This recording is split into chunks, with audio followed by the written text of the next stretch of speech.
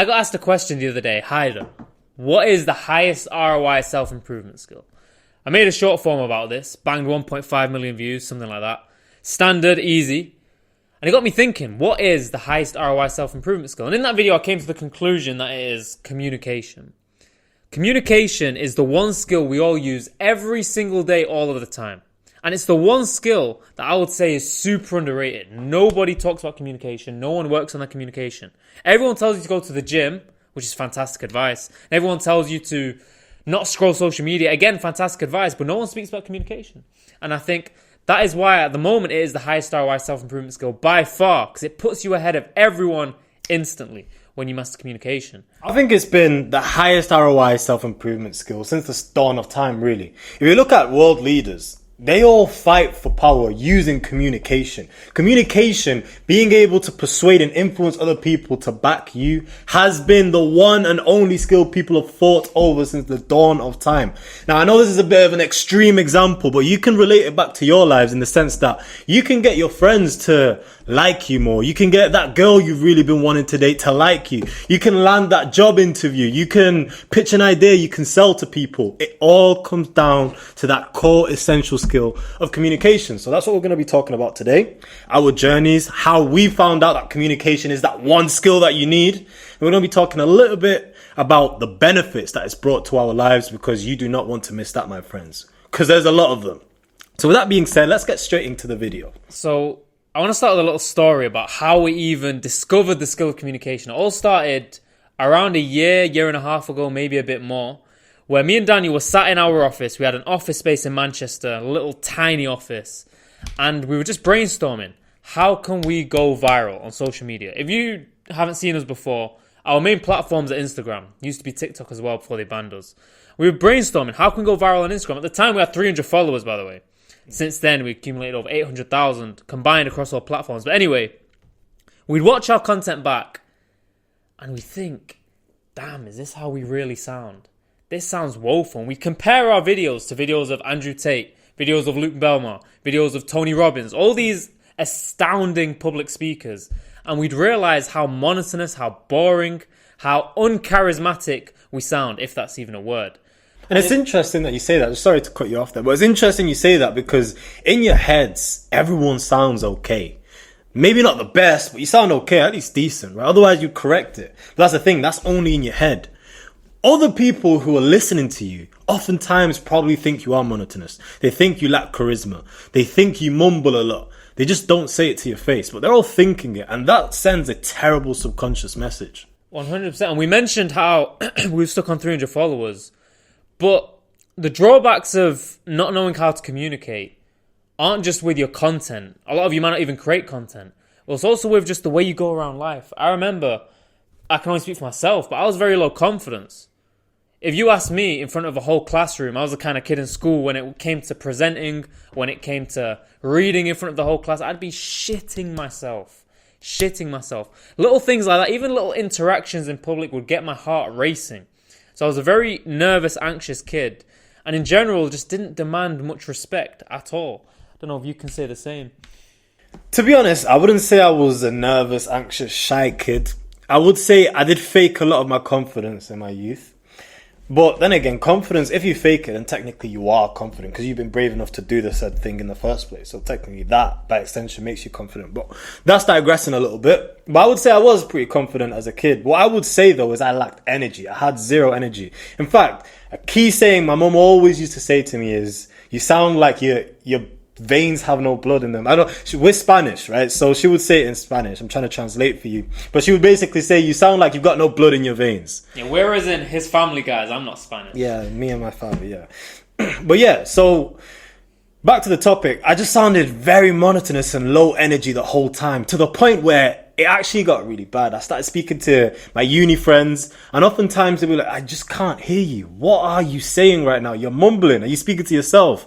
And I'd just feel a bit like a clown, like a dopey idiot, because I think to myself and I would genuinely be mumbling. And there's a good chance you guys are the exact same, because I see countless people in our age group who are just like we were. Low confidence, mumbling, zero energy, zero charisma, zero charm. They couldn't speak to women. it's a very good chance you watching this are probably quite similar. You can probably relate to how we were before. So how did we actually improve? Before we get into the juicy benefits, which you guys are going to want to stay till the end to hear, before we get into those, I want to talk to you about how we actually improved. How long did it take? What practices did we undertake? So I'll start with the basics. We focused on filler words first. Get rid of the filler words. Pretty simple. You can get rid of your filler words in 2 weeks as long as you practice, you record yourself speaking, you analyze it, you pick out which filler words you constantly resort back to, and you eliminate them from your speech. Cool, now you've removed filler words. The next thing I'd focus on is energy levels, 100%. And that's probably one of the hardest ones because you've got to understand, guys. Having a low energy is a bad habit that's ingrained into you because of your environments or whatever it may be. For us, we were raised in the UK, and if you live in the UK, you know everyone in the UK is terribly low energy.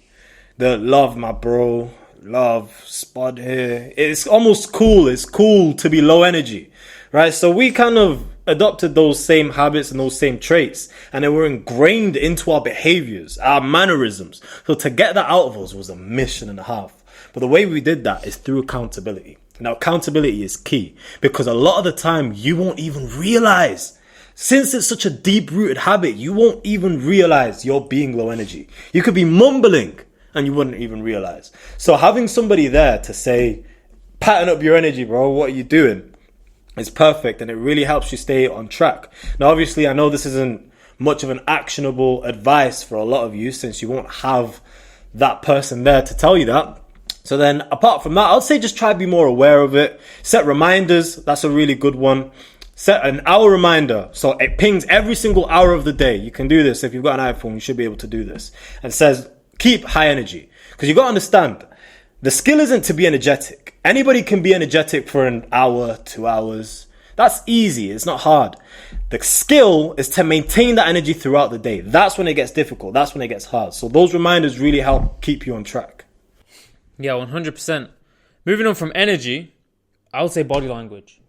Because you can fake certain emotions. You can fake being confident through your speech, your voice, but your body will always leak your true emotions. Every single time.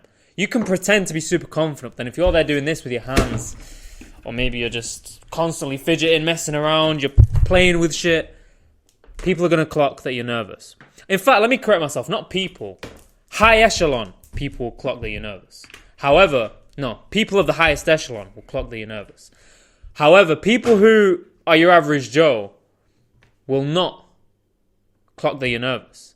And that's the thing about communication as a whole. Only people who are actually switched on will even notice it. For the rest of those people, they still notice it, but not consciously.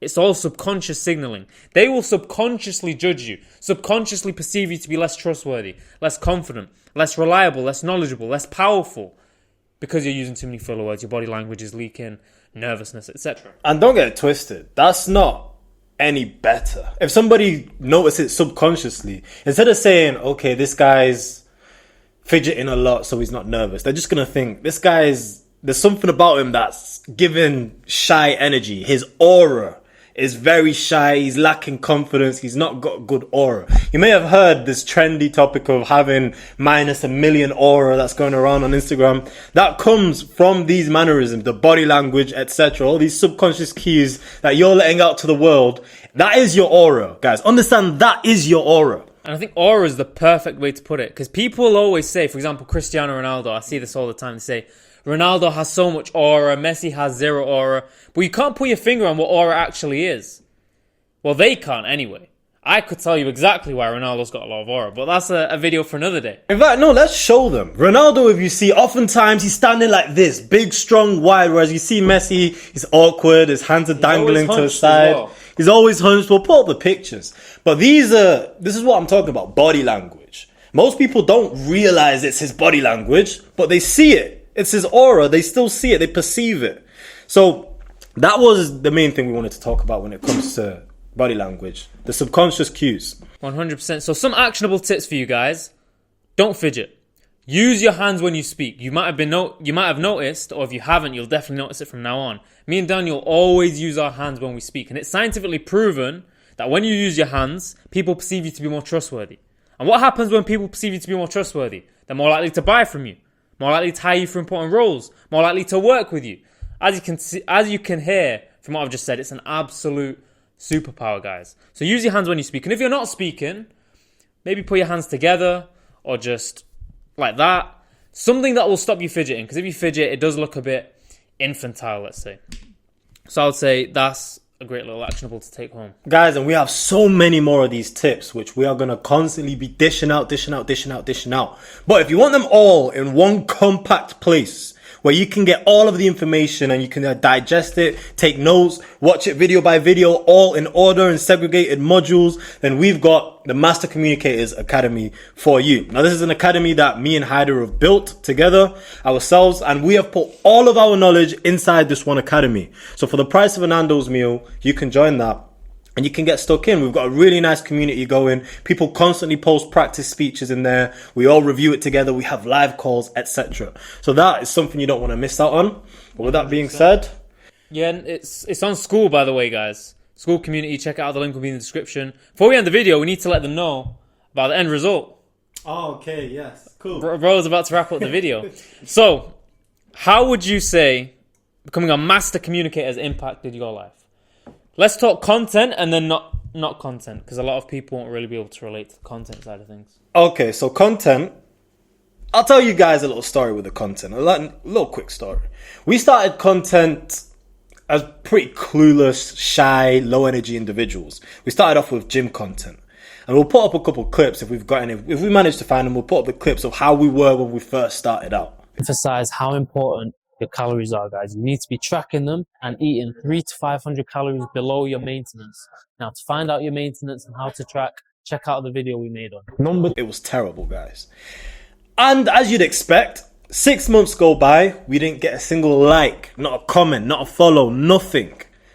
And that's 6 months. Then we mastered the art of communication, speaking, interacting with people, getting your voices to be heard, becoming captivating. And then guess how many followers we gained in the next 6 months after that? You want to tell them? 300,000. 300,000, guys. So we went from gaining 0 to gaining 300,000 in the same amount of time. And that is how powerful communication is when it comes to content, because all you're doing is communicating your ideas to other people. And if you know how to go viral on the algorithms, that's a skill that you can take home with you and use over and over and over again. We got banned on TikTok at 260k. 2 months later, we had 300k on Instagram. By the way, starting from 0, we created an Instagram because our TikTok got banned. Then our Instagram got banned. You might be thinking, why the hell do you guys keep getting banned? We used to talk about censored topics, let's say, exposing some truths about the world.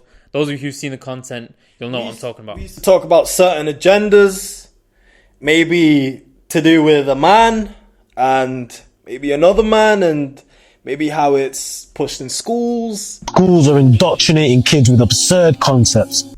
Stuff like that. Yeah. But then we got banned on Instagram. So then we thought, okay, right, now let's grow our personal accounts.